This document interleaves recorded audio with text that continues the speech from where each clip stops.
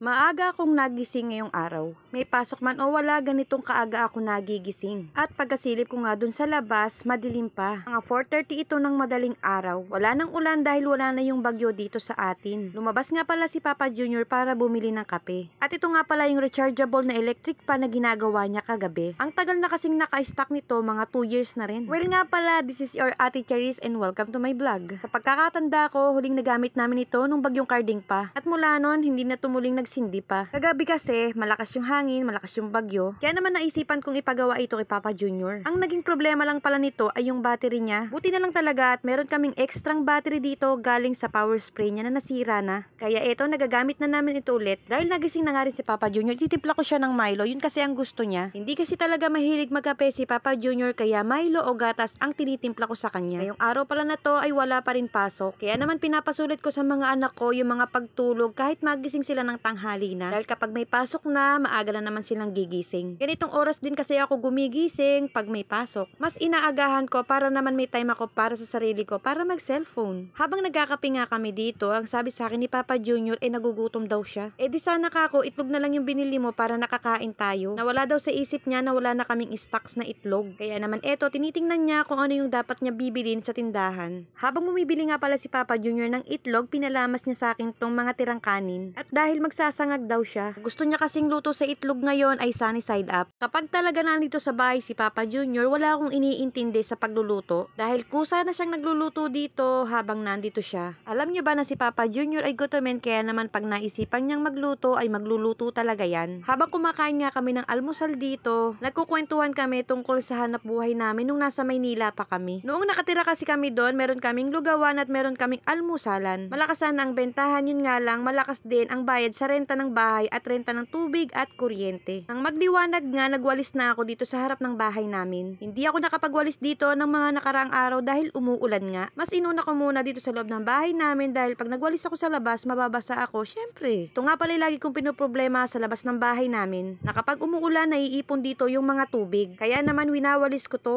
Hindi ko kasi gusto yung may ganyan sa harap ng bahay namin. Paglalaruan kasi ng mga aso at saka ng mga bata. Kaya talagang kinakailangan kong walisin ito. Salamat nga sa Diyos at gumanda-ganda na rin yung panahon. At kahit papano nakakalabas-labas na rin kami.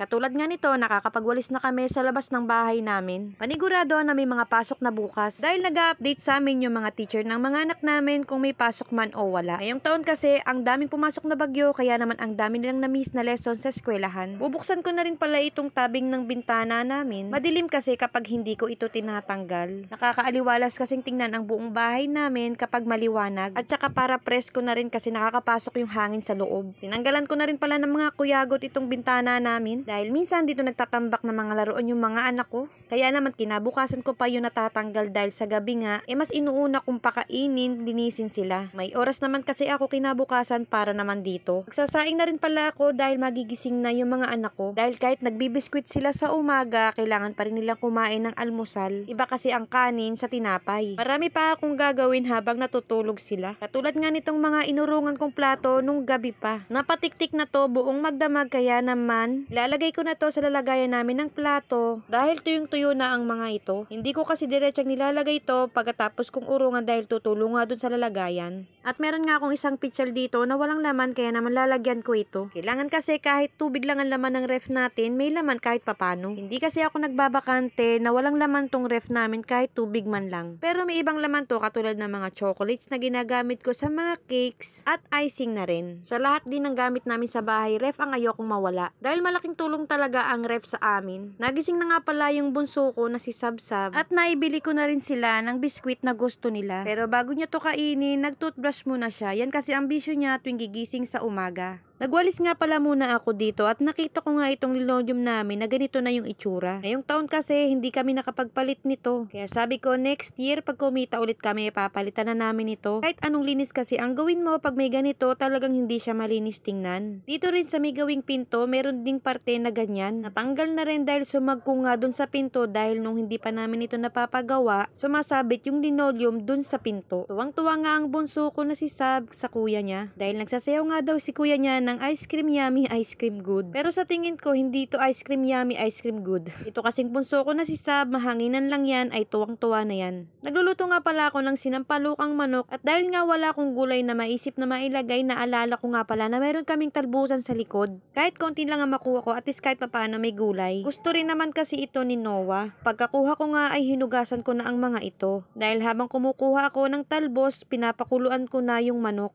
Nasangkutsa ko na nga pala ito at pinakulo ko na, nalagyan ko na rin ito ng mga panimpla. Itong gulay o talbos na lang talaga ang ilalagay ko dito. Pero dahil pinapakulo ko nga ito, hinalo ko muna bago ko nilagay yung talbos. Bukod kasi sa adobo, gustong gusto rin ito ng mga anak ko dahil may sabaw nga. Kaya naman sigurado na naman ako na mapapakain naman sila ng marami. Pinauna ko na nga pala silang kumain ng mga oras na yan. Dahil nag-almusal nga kami kanina ni Papa Junior. Medyo busog pa nga kami at hindi ko pa gustong kumain ng kanin. Kaya naman nauna muna ang mga batang pakainin. Katapos nga pala nilang kumain, pinapaliguan ko na sila sa ate nila. Dahil itong ang si Noah ay may module na pinapagawa yung teacher nila. Pati nga pala itong si Sab, pinapaliguan ko na rin. Palagi talagang sabay naliligo yung magkapatid na yan. Ginutom na nga kami ni Papa Junior kaya naman nag-aya na akong kumain. Nagpakuha nga pala muna ako ng sili sa likod dahil gusto ko yung sausawan namin ay maanghang. Medyo inututungan niya ako dito dahil sa wakas nga daw ay natuto na akong magluto ng ulam. Noon kasi sa totoo lang mga be, hindi ako marunong magluto ng ulam. Kailangan talaga bilang nanay matuto tayo. At ito na nga yung module na pinapagawa ng teacher ni Noah sa kanya. Bali 3 subject lang to, tapos magbabasa sila ng 2. Natuwa at nagulat ako nang malaman ko na marunong na palang magbasa ng English si Noah. Patarat. Sat on a mat. He like to sit with my cat. Patarat has a big butt. He like to play with my cat. A fat cat. A fat cat sad. A fat cat sat on. A fat cat sat on a fat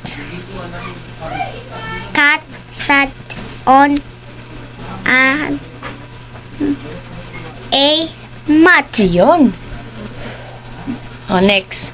Pagkatapos nga niya mag-module at magbasa, maya-maya nga ay pinatulog ko na silang 2 dahil alam nyo naman na hindi pa pwede sa akin na hindi sila matutulog sa tanghali. Maganda na ang panahon, maganda na ang araw, malamang may pasok na nga nito bukas. Thank you Lord at dininig mo yung mga panalangin namin na hindi kami masalanta o maapektuhan ng bagyong Pepito. So yun lang muna for today's video. Thank you for watching. Annyeong!